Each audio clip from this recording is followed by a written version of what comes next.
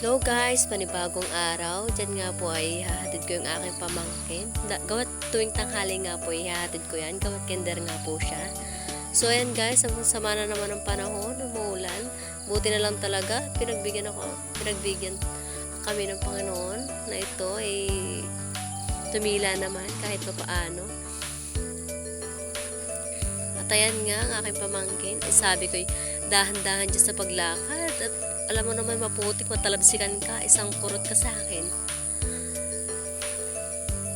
Kaya na nga po't natatanong na niya dyan yung kanyang school. So sabi ko huwag tumakbot, makakarating ka din naman. At ayan na nga, nasa school na po kami at sinasapatusan na siya ng kanyang ninang. At ayan nga po ay hindi pa rin maulan at tahimik naman ang paligid.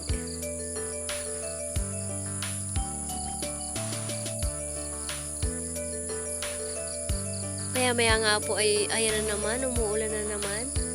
Ayan nga po, hinatid na ng ninang niya sa room yung aking pamangkin. So ayan, nagparamdam na naman yung ulan, apakalakas. At ayan nga yung mga bata, di pa nga nakakauwi guys.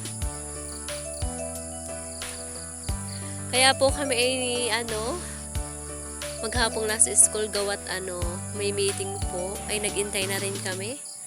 At ayun, kasabay na rin namin pauwi ang mga bata. At ayan na nga mga bata. Ang dami pa rin hindi nakaka-uwi. Ang lakas nga po ng ulan. Kaya mga nakatambay pa dyan. At ayan nga, mga naglalandi dyan. Ay pag kayo nadapa dyan, ay awan ko lang sa inyo yung mga nagligo na sa ulan eh. Yun lang po.